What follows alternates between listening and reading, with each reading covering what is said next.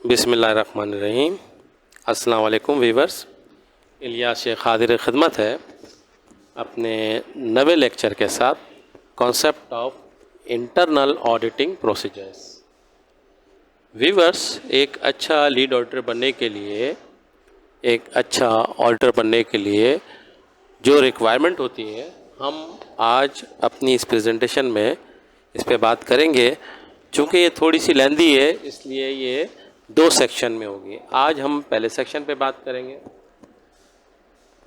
Document control process in ISO 9001:2000, one of the key requirement is effective document control as a part of the internal audit process. An auditor would assess the organization document control procedure to ensure its compliance with the standard. Here is a brief review of the step involved. यानी किसी भी company में जो ISO 9000:2015 के documents होते हैं वो की रिक्वायरमेंट होते हैं, और उसी की बेस के ऊपर जो इंटरनल ऑडिट का एक पूरा प्रोसेस होता है, और ऑडिटर उसमें असेस करता है कि ऑर्गेनाइजेशन के डॉक्यूमेंट कंट्रोल प्रोसीजर जो है वो एज पर स्टैंडर्ड कंप्लाइंग करते हैं नहीं करते हैं। अच्छा, इसमें जो स्टेप्स हैं, देयर आर 7 स्टेप्स। हम 1 बाय 1 देखेंगे इन स्टेप्स को। इसमें सबसे पहले प्लानिंग प्रोसेस है, नंबर 2 पे गैदरिंग इन्फॉर्मेशन है, number 3 is conducting the audit है, 4 इज़ आइडेंटिफाइंग नॉन कन्फॉर्मिटीज़ है, 5 reporting, 6 is corrective action and 7 is follow up. अब नंबर 1 पे हम आते हैं, planning.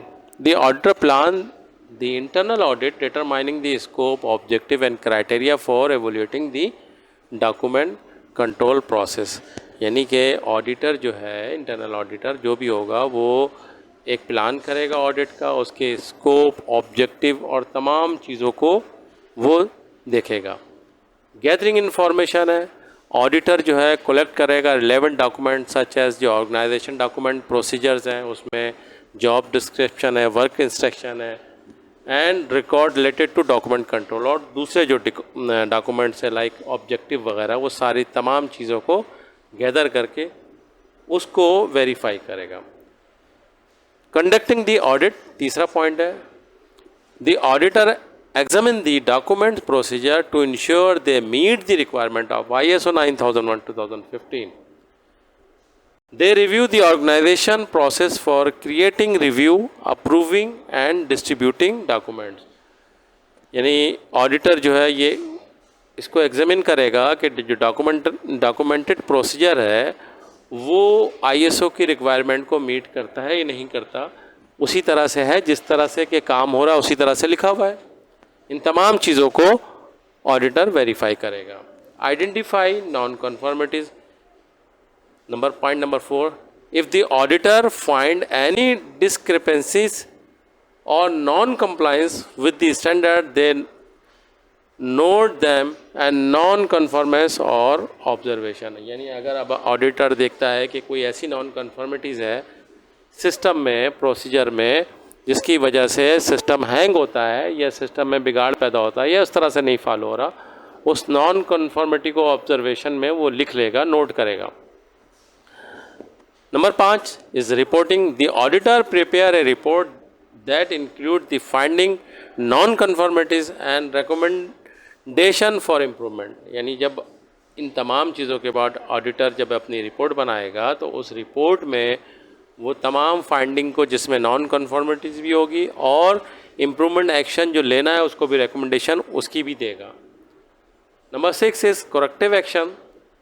The organization take appropriate action to address the identified non-conformities and improve the document control process. अब वो तमाम चीज़ें जो नॉन कन्फॉर्मिटी है उस पर करेक्टिव मेजर्स लेना है, तो वो ऑर्गेनाइजेशन जो है वो उस पर एक मुनासिब अप्रोप्रिएट एक्शन लेगी ताकि उस सिस्टम के अंदर इम्प्रूवमेंट आ सके। Follow up. Point number 7, The auditor verify whether the corrective action have been implemented effectively. यानी अब ऑडिटर जो है इसके फॉलोअप को भी देखेगा, इंटरनल ऑडिटर, कि जो कुछ कहा गया है उसके ऊपर अमल दरामद किस हद तक हुआ है। इंटरनल ऑडिटिंग का दूसरा पार्ट जो रिलेटेड है वो customer complaint handling process ISO 9001 2015 का है। There are same 7 steps. अब इन स्टेप्स में हम ये देखेंगे कि कस्टमर कंप्लेन की हैंडलिंग का प्रोसीजर क्या होना चाहिए। सबसे पहले नंबर पे how an internal audit of the customer complain handling process could be conduct. Number 1, the auditor plan the internal audit defining the objective and criteria for evaluating the customer complain handling process. यानी इस number 1 planning में जो auditor है वो ये देखता है कि ऑब्जेक्टिव में और ये इस चीज़ को बयान किया गया है कि कस्टमर कंप्लेन की जो प्रोसेस हैंडलिंग का वो क्या है। स्टेप नंबर 2 पे गैदरिंग इन्फॉर्मेशन है। यहाँ पे जो सबसे अहम चीज़ है, the auditor collect relevant document such as customer complain handling procedure and record of complain investigation and resolution. यानी कि ये तमाम इंफॉर्मेशन जिसमें कि कस्टमर कंप्लेन किस तरह से आती है, ऐड किस तरह से होती है, हैंडलिंग उसका प्रोसीजर क्या है, किस तरह से रिकॉर्ड होती है, कंप्लेन इन्वेस्टिगेशन एंड रेजोल्यूशन उसका क्या प्रोसीजर है। नंबर 3 है कंडक्टिंग द ऑडिट। सेम इसी स्टेप में हम देखते हैं the examine how customer complaint are recorded, investigated and resolve with in the organisation. किसी भी ऑर्गेनाइजेशन में जो कस्टमर है उस कंप्लेन को किस तरह से रिकॉर्डेड होती है, उसकी कंप्लेन, उसे इन्वेस्टिगेशन किस तरह से किया जाता है और उस कस्टमर कंप्लेन को हल करने का, रिजॉल्व करने का तरीक़ाकार क्या है, प्रोसीजर क्या है। Point number 4, identifying non conformities. इसमें जो सबसे अहम चीज़ है कि जो सच एज इनएडिक्वेट डॉक्यूमेंट्स हैं, डिले इन रिस्पांस है और इनकम्प्लीट इन्वेस्टिगेशन है। यानी अगर किसी कस्टमर की कंप्लेन आती है तो उसे किस तरह से देखा जाता है, नॉन कन्फर्मिटीज़ उसमें क्या होती है, क्या उसकी कंप्लेन का बहुत डिले रिस्पांस मिल रहा है, क्या उसकी कंप्लेन को जो है इनकम्प्लीट इन्वेस्टिगेशन है। ये तमाम पॉइंट्स जो है ये ऑडिटर उसको एवोल्यूएट करता है और अपनी रिपोर्ट में भी उसे हाईलाइट करता है। Point number 5 is reporting. The auditor prepare an audit report outlining the finding, non conformities and recommendation for improving the complaint handling process. Auditor को जब रिपोर्ट बनाता है वो देखता है कि उसमें कहाँ कहाँ उसे लूप होल्स नज़र आते हैं या उसे ऐसी चीज़ें नज़र आती हैं जहाँ इम्प्रूवमेंट की गुंजाइश है, वो अपनी रिपोर्ट में उसे मेंशन करता है। Point number 6 is corrective action. The organization take appropriate action to address identifying non-conformities such as updating procedure, providing training और improving communication channel. अब ये बहुत अहम पॉइंट है, सबसे ज़्यादा पॉइंट नंबर 6 जो है, इसमें किसी भी ऑर्गेनाइजेशन में ये एक्शन लेना ज़रूरी होता है कि नॉन कन्फर्मिटी जैसी होती, सच एज प्रोसीजर जो है वो अपडेट नहीं होता, बहुत पुराना हो गया है और लोगों को अपने काम के मुतालिक या उनके नए नए जो रूल्स एंड रेगुलेशन है उसकी ट्रेनिंग नहीं है या उनकी कम्युनिकेशन का जो चैनल है बहुत वीक है। इन तमाम चीज़ों की ट्रेनिंग देना ये इस ऑर्गेनाइजेशन की मेन जिम्मेदारी होती है। Point number 7 is the same. The auditor verifies the implementation and effectiveness of corrective action take by the organisation. यानी कि ऑडिटर इस बात को भी देखेगा कि जो तमाम बातें की गई हैं, जो कही गई हैं, वो ऑर्गेनाइजेशन ने उसके ऊपर किस हद तक अमल किया और उसका फाइनल रिजल्ट क्या निकला। हम अपनी लिस्ट ऑफ कॉन्टेक्ट्स में देखेंगे ऑडिटिंग इंट्रोडक्शन है, द प्रोसेस ऑडिटिंग है, ऑडिट मैनेजमेंट है, एक्टिविटी ऑफ ऑडिट है, auditor responsibilities, conclusion of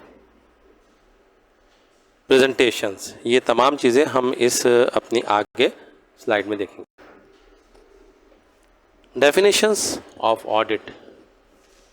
what is the definition of audit? A systematic, independent and documented process for obtaining audit evidence and evaluating objectively to determine to extend to which audit criteria are fulfil.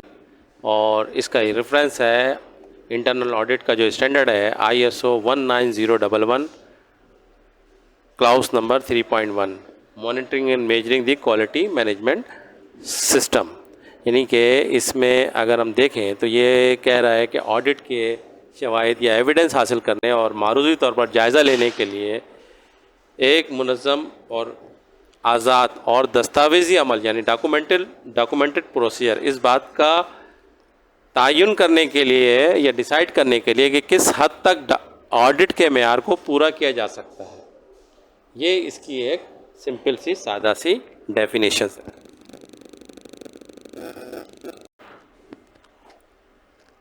What are the principle of auditing? Auditing के उसूल क्या हैं? Number 1 fair presentation, number 2 independence, number 3 evidence based approach, number 4 due professional care, number 5 ethical conduct. ये main जो है ये principal है किसी भी इंटरनल ऑडिटिंग के लिए। What are the benefits of auditing?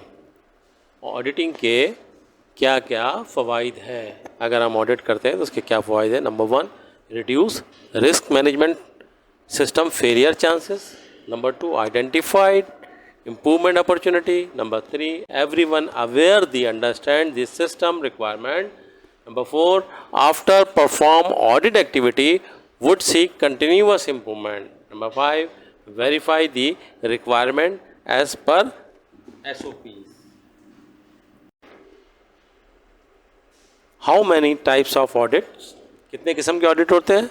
Number 1 surveillance audit, number 2 product audit, number 3 pre assessment और gap analysis audit, number 4 joint combined audit, number 5 certification और रजिस्ट्रेशन ऑडिट।